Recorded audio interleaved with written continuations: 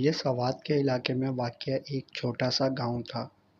ہریالی سے بھرا، اونچے اونچے پہاڑ، ہرے بھرے درخت، پہاڑوں پر بنے خوبصورت سے گھر۔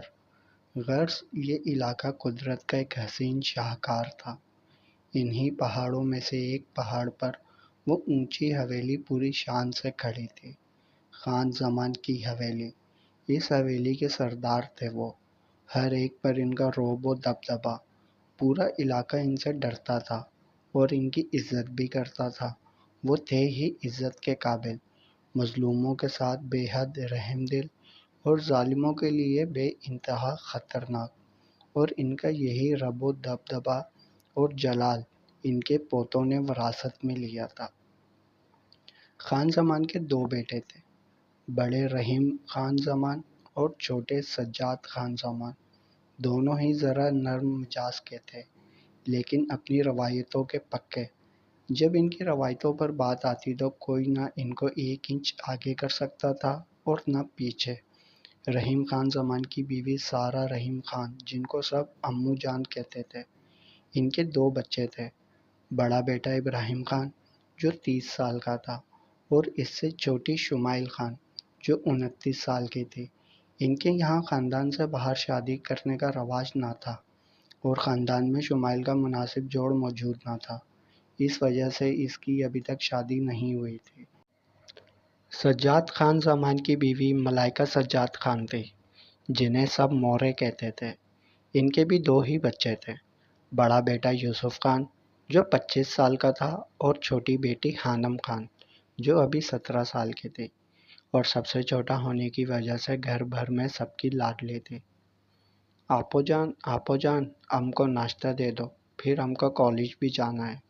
ہانم جیسے تیسے اپنے بالوں کو باندھتی کچن میں داخل ہوئی۔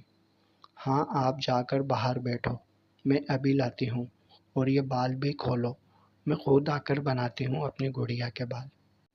شمائل ہانم کو باہر بھیج کر ناشتے کی طرف متوجہ ہوئی۔ ہانم آپ نے میری قمیض کہاں رکھی؟ یوسف نے اپنے کمرے سے ہی اسے آواز لگائی تھی۔ اللہ اکبر، یوسف آ رہی ہوں میں، ایک سیکنڈ۔ مورے آپ یہ دیکھیں، میں ابھی یوسف کو کپڑے دے کر آئے۔ یوسف کو آواز لگا کر وہ مورے کو کہہ کر باہر آئی۔ شمائل ہمارا ناشتہ؟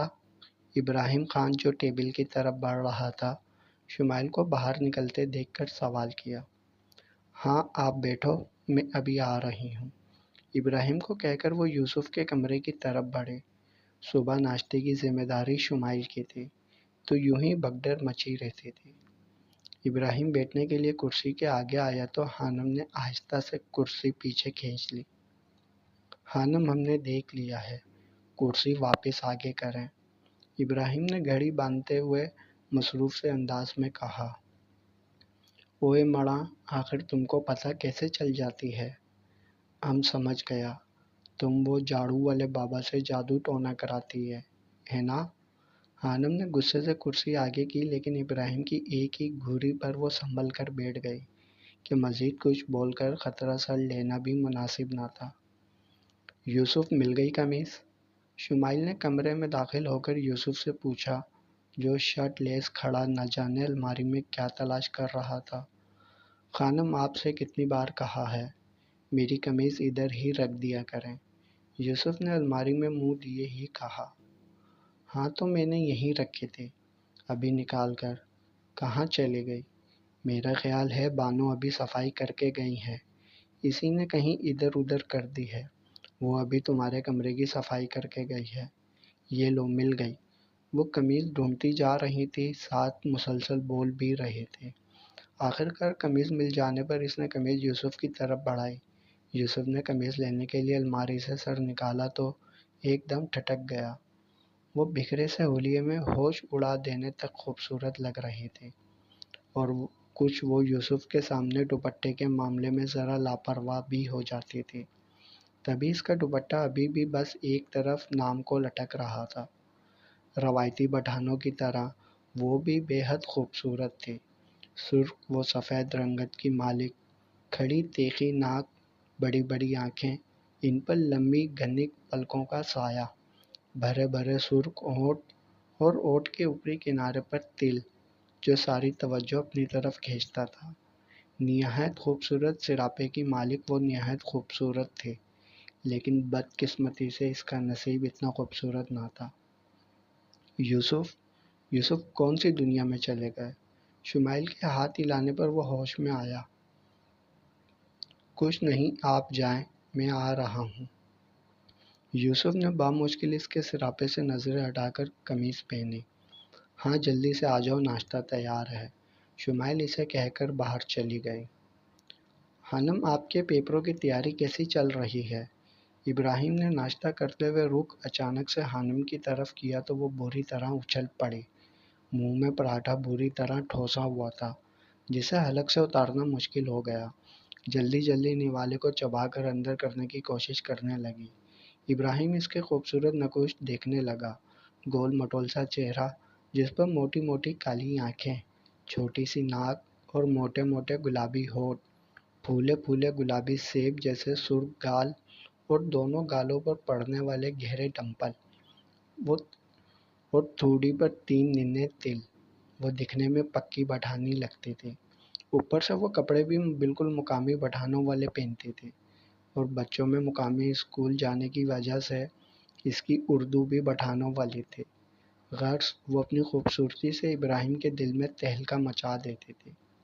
جب اس کی پیدائش ہوئی اس وقت ابراہیم 13 سال کا تھا۔ اس کے پیدا ہونے کے بعد ابراہیم اور یوسف باقاعدہ لڑتے تھے اسے لینے کے لیے، اور ابراہیم چونکہ بڑا تھا تو وہ جیت جاتا، پھر خانم پر قبضہ جما کر بیٹھ جاتا۔ اس کی اٹیچمنٹ دیکھتے ہوئے خان سائی نے ابراہیم کا نکاح خانم سے کر دیا تھا۔ اوئے خان مڑا، یہ تم کیسا سوال کرتی ہے؟ یہ کوئی سوال ہے کرنے کا؟ کیا تم کو معلوم نہیں ہے کہ ہم پڑھائی میں کتنا زبردست ہیں؟ اچھوں کو ہم نے پیچھے چھوڑ دیا ہے۔ آنم نے نوالا نکل کر پورے جوش سے کہا تو ابراہیم ہوش میں آیا۔ جی ہاں، مجھے اچھے سے پتہ ہے کہ آپ پڑھائی میں کتنی زبردست ہیں۔ آج شام کو میرے آنے کے بعد کتابیں لے کر میرے کمرے میں آ جائیے گا شرافت سے۔ کہہ کر وہ دوبارہ ناشتے کی طرف متوجہ ہوا تو خانم منہ بنا کر رہ گئی۔ یوسف نے گارڈ کو دروازہ کھولنے کا اشارہ کیا اور گاڑی میں بیٹھ کر گاڑی زن کر کے باہر نکالے۔ ابراہیم کی گاؤں سے باہر سوات کے شہری علاقے میں فیکٹری تھی، وہ وہیں جاتا تھا، اور یوسف پڑھائی مکمل کرنے کے بعد اب خان سائی کے ساتھ جرگے پر جاتا تھا۔ وہ تینوں صبح سویرے نکل چکے تھے۔ جرگے پر پہنچ کر یوسف نے گاڑی پارک کی اور باہر اترا۔ 6 فٹ سے نکلتا ہوا قد، باڈی بلڈنگ اس کا شوق تھا۔ روزانہ صبح وہ کافی دیر ایکسرسائز کرتا تھا، جس سے اس کی باڈی بلڈروں کے جیسی باڈی تھی۔ سرخ و سفید رنگت، کھڑی ناک، کالے سلکی بال، بھرے بھرے سرخ ہونٹ، غرض وہ خوبصورتی کا شاہکار تھا۔ گل خان بھاگا بھاگا آیا۔ آ جائیں خان، آپ کا ہی انتظار تھا۔ یوسف گل خان کے ساتھ اندر بیٹھا۔ اندر تمام سردار اپنی اپنی نشستوں پر براجمان تھے۔ وہ آگے بڑھ کر خان سائی کے برابر میں بیٹھ گیا۔ اس کے بیٹھتے ہی جرگے کی شروعات ہوئی۔ ہاں تو ذیشان ملک، تم نے ہماری زمینوں پر ناجائز قبضہ کیا ہوا ہے اور کہہ رہے ہو کہ ہم نے وہ تمہیں بیچی ہیں، حالانکہ یہاں موجود سب لوگ جانتے ہیں کہ بات اس کے خلاف ہے۔ تم نے ہماری زمینوں پر ناجائز قبضہ کر رکھا ہے۔ خان سائی کی روبدار آواز گونجی۔ خان سائی، یہ تو آپ نے غلط بات کر دی۔ آپ بھی جانتے ہیں اور میں بھی جانتا ہوں کہ وہ زمینیں میرے قبضے سے نکالنا مشکل ہی نہیں، ناممکن ہے۔ تو جی اب بات یہ ہے کہ میں آپ کے بلاوے کو مد نظر رکھتے ہوئے آ تو گیا، لیکن یہ جرگے ورگے کی کسی بات کو تو میں نہیں مانتا۔ تو آپ بیٹھو، میں چلتا ہوں۔ ذیشان ملک سر تک ہاتھ لے جاتے بیٹھک سے باہر نکل گیا۔ پیچھے خان سائی غصے سے کھولتے رہ گئے۔ یوسف نے بڑے غور سے ذیشان ملک کی یہ اکڑ دیکھی تھی۔ ابراہیم نے فیکٹری کے باہر گاڑی پارک کی اور اتر کر اندر آ گیا۔ چند ملازمین اس کے ساتھ ہو لیے۔ اس کی سیکرٹری تیزی سے اسے آج کا شیڈول ڈکٹیٹ کرنے لگی۔ سر، عفنان ملک آپ کے آفس میں آپ کا انتظار کر رہے ہیں۔ آخر میں اس کی سیکرٹری فارحہ نے جھجکتے ہوئے خبر دی۔ وہ اس کے غصے سے اچھی طرح واقف تھی۔ اور وہ کس کی اجازت سے میرے آفس میں بیٹھا ہے؟ ابراہیم نے سرد نگاہوں سے فارحہ کو دیکھا تو فارحہ نے شرمندگی سے سر جھکا لیا۔ سوری سر، میں نے انہیں روکنے کی کوشش کی تھی، لیکن ٹھیک ہے۔ ابراہیم نے ہاتھ اٹھا کر اس کی بات کاٹے اور کمرے کے اندر بڑھ گیا۔ کیا حال ہیں ابراہیم خان؟ ابراہیم کے آفس میں داخل ہونے پر وہ کرسی سے کھڑا ہوا تو ابراہیم نے اسے ہاتھ سے دوبارہ بیٹھنے کا اشارہ کیا اور خود بھی اپنی کرسی پر بیٹھ گیا۔ کہو کیسے آنا ہوا؟ ابراہیم نے سرد آواز میں دریافت کیا۔ بس کیا بتائیں، تم نے جو ہماری ڈیل سے انکار کر دیا تو سوچا خود تم سے ملاقات کریں۔ عفنان ملک نے مسکرا کر کہا۔ میں تمہیں پہلے ہی منع کر چکا ہوں عفنان، اس ڈیل سے تمہیں تو فائدہ ہوگا لیکن میرا نقصان ہی نقصان ہے، اور ابراہیم کبھی گھاٹے کا سودا نہیں کرتا۔ بہت خوب، لیکن تم بھول رہے ہو کہ ہم نے تمہیں پیشکش کی تھی۔ ہمیں تمہاری پیشکش سے کوئی غرض نہیں، تم کسی اور کے پاس جا کر یہ پیشکش کرو، کبھی امید ہے کہ وہ تمہاری ڈیل قبول کر لے گا۔ اب تم جا سکتے ہو۔ ابراہیم نے سرخ آنکھوں سے دروازے کی طرف اشارہ کیا، یعنی کہ دفع ہو جاؤ۔ تم اچھا نہیں کر رہے ابراہیم، تمہیں بہت جلد اس کا حساب دینا ہوگا۔ عفنان ملک غصے سے کھولتا آفس سے نکل گیا۔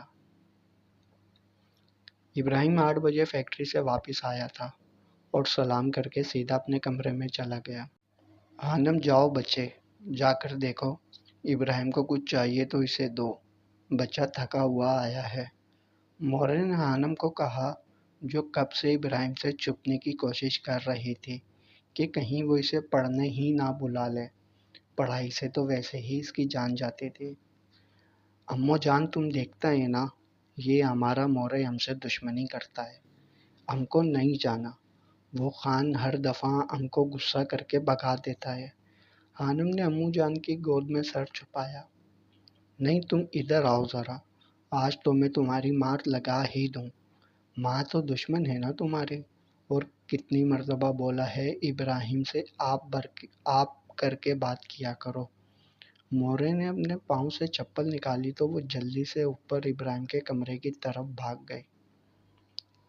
تیری سادگی، تیری عاجزی، تیری ہر ادا کمال ہے، مجھے فخر ہے، مجھے ناز ہے، میرا یار بے مثال ہے۔ وہ دھاڑ سے دروازہ کھول کر اندر داخل ہوئی تھی، لیکن سامنے کھڑے خان کو دیکھ کر اس کی آنکھیں پھٹی کی پھٹی رہ گئیں۔ اوئے خان، یہ تم کیا کرتی ہے؟ ہم ابھی امو جان کو جا کر بتاتا ہے کہ تم اپنے پیٹ پر ٹیٹو بنواتی ہے، وہ بھی اتنا بڑا۔ ہانم، جس نے پہلی مرتبہ ابراہیم خان کو شرٹ لیس دیکھا تھا، اس کے سینے سے لے کر پیٹ تک آتے کوبرا کے ٹیٹو کو دیکھ کر فوراً امو جان کو شکایت لگانے چل پڑے۔ ہانم خان ادھر آئیے فوراً۔ ابراہیم جو کہ ابھی آفس سے آیا تھا اور شرٹ اتار کر نہانے جا رہا تھا، پہلے تو ہانم کے دھڑام سے دروازہ کھول کر اندر آنے پر سٹ پٹایا اور اب ہانم کو باہر جاتے دیکھ کر دھاڑا۔ اوئی ماں! ہانم ابراہیم کی دھاڑ پر اچھل پڑے۔ خبردار جو آپ نے امو جان کو جا کر کوئی الٹی سیدھی بات بولے، بہت شوق ہے آپ کو اپنا اور ہمارا مذاق بنوانے کا۔ ابراہیم نے اسے غصے سے گھورا تو ہانم نے جلدی سے اپنا سر نفی میں ہلایا۔ گڈ، اب جائیے اور اپنی کتابیں لے کر آئیے، اور خبردار جو اب نوک کیے بغیر ہمارے کمرے میں آئیں تو۔ ابراہیم کی بات پر ہانم فوراً کمرے سے باہر نکل گئی تو ابراہیم نے گہری سانس بھرے، وہ ہمیشہ ایسے ہی مشکل میں ڈال دیتی تھی۔ یوسف اپنا کام نمٹا کر جرگے سے واپس آیا تو شمائل کچن میں تھی، باقی سب اپنے اپنے کمروں میں تھے۔ اس وقت سب بڑے عموماً آرام کرتے تھے، اور پھر 1 گھنٹے بعد تقریباً 9 بجے تک کھانے کا ٹائم ہوتا تھا۔ وہ کچن میں آیا تو شمائل جو کچن میں کھڑی کچھ کام کر رہی تھی، کھٹکے کی آواز پر پلٹی۔ کچھ چاہیے تھا؟ شمائل نے سوالیہ نظروں سے دیکھا۔ جی، میں کہہ رہا تھا کہ آپ باہر آ جائیں نا، باتیں کرتے ہیں، یوسف نے شمائل سے کہا۔ یہ ان کا روز کا معمول تھا کہ یوسف جب شام کو واپس آتا تو وہ دونوں باہر لان میں بیٹھ کر گپیں لگاتے۔ ہاں تم جا کر بیٹھو، میں بس ابھی آئی۔ شمائل نے اشارہ کیا تو یوسف باہر لان میں رکھی کرسیوں میں سے ایک کرسی گھسیٹ کر بیٹھ گیا۔ کچھ دیر بعد شمائل بھی کافی کے 2 مگ پکڑے باہر آ گئی۔ تو پھر آج آپ نے پورا دن کیا کیا؟ شمائل کے بیٹھنے کے بعد یوسف نے اس سے سوال کیا۔ کچھ خاص نہیں، وہی عام سی روٹین۔ مورے اور امو جان کے ساتھ گھر کے کام سمٹوائے، پڑھائی کی، خانم کو بھی تھوڑا پڑھایا۔ ابھی کچھ دنوں بعد پلوشے کی شادی ہے نا، تو وہ اور بھی بہت کچھ بول رہی تھی، لیکن یوسف بس اس کے ہلتے ہونٹوں کو دیکھ رہا تھا۔ بھرے بھرے سرخ رنگ کے اناری ہونٹ یوسف کے دل میں طوفان مچا رہے تھے۔ پھول ہے گلاب کا، گلاب کیا چیز ہے، ہونٹ تیرے چوم لوں، شراب کیا چیز ہے۔ پچھلے کئی دنوں سے اس کی یہی حالت تھی۔ جب بے ساختہ اس کا دل چاہا کہ وہ ان ہونٹوں کو چھو کر دیکھے، تب شمائل کی آواز سے وہ ہوش میں آیا۔ یوسف، یوسف تم بیٹھے بیٹھے کہاں کھو جاتے ہو؟ تم نے کچھ سنا بھی ہے جو میں نے کہا؟ شمائل ناراضگی لیے اسے گھور رہی تھی۔ جی ہاں جی، میں نے سب سن لیا۔ شمائل کی ناراضگی پر وہ گڑبڑایا تو شمائل پھر سے پلوشے کی شادی کی کہانی سنانا شروع ہو گئی۔ یوسف نے بھی سارے الٹے سیدھے خیالوں کو ذہن سے جھٹکا اور غور سے اس کی بات سننے لگا۔ تقریباً 10 منٹ بعد خانم اپنی کتابوں کا ڈھیر اٹھائے کمرے میں داخل ہوئی اور ساری کتابیں لا کر بیڈ پر پٹک دی۔ ابراہیم نے اس کی ناراضگی کا نوٹس نہیں لیا۔ چلیں میچ نکالیں۔ خان، یہ تم ام کے ساتھ اچھا نہیں کر رہی، تم سے اللہ پوچھے گا، دیکھنا۔ خانم ناراضگی سے کہتی بیڈ پر ابراہیم کے برابر میں پورے حق سے براجمان ہوئی۔ ابراہیم نے مسکرا کر اس کی اس حرکت کو دیکھا تھا۔ اچھا چلو جلدی سے ایکسرسائز 10 کے فرسٹ 3 کویشچن سالو کریں، اور جو سمجھ میں نہیں آ رہا وہ پوچھیں۔ ابراہیم نے مسکراہٹ دبا کر کہا اور دوبارہ سے موبائل میں گم ہو گیا۔ یہ کتاب تم کو کیڑا پڑے، تمہیں لکھنے والے کو اللہ جہنم واصل کرے، تم گل سڑ جاؤ۔ ہے اللہ، ہماری زندگی عذاب ہو گئی۔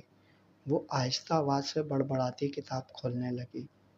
بامشکل 10 منٹ ہی گزرے تھے کہ خانم نے آنکھیں بند کر کے اپنا سر ابراہیم کے شانوں پر ٹکایا اور سو گئی۔ اس کا دوپٹہ شانے سے ڈھلک کر نیچے کہیں پڑا اپنی قسمت کو رو رہا تھا۔ خانم اٹھیں، کھانا تو کھا لیں۔ ابراہیم نے آہستہ سے اسے آواز دی، لیکن وہ بہت گہری نیند سو گئی تھی۔ ابراہیم نے آہستہ سے اس کے سر کے نیچے ہاتھ رکھ کر اسے بیڈ پر لٹایا اور اس کی ناک چومی۔ ابھی وہ مزید کوئی پیش قدمی کرتا کہ دروازہ بجا۔ وہ جلدی سے خانم کو لٹا کر اٹھا اور دروازہ کھولا۔ سامنے ہی شمائل کھڑی تھی۔ ابراہیم آ کر کھانا کھا لو۔ اور خانم یہاں ہے؟ ہاں یہی ہے، سو گئی ہے، تم جاؤ، میں بھی آتا ہوں۔ شمائل کے جانے کے بعد ابراہیم نے دروازہ بند کیا، خانم کے دوپٹے کو اٹھا کر سائڈ پر رکھا، کتابیں اٹھا کر شیلف پر رکھیں، پھر اسے صحیح سے کمبل اڑا کر لائٹ بند کر کے باہر آ گیا۔ ابراہیم بیٹے، خانم کہاں ہے؟ امو جان نے اسے اکیلے آتے دیکھ کر پوچھا۔ امو جان وہ سو گئی ہے، کافی گہری نیند میں ہے، تو میں نے اٹھانا مناسب نہیں سمجھا۔ اس کی بات پر امو جان نے سر ہلا دیا، جبکہ مورے سر پکڑ کر رہ گئیں۔ خانم کے سامنے جیسے ہی کتابیں آتی تھیں وہ فوراً بے ہوش ہو جاتی تھی۔ جاری ہے بقیہ اگلے پارٹ میں۔ تمام پارٹس پڑھنے کے لیے چینل سبسکرائب کریں اور ویڈیو کو لائک ضرور کریں۔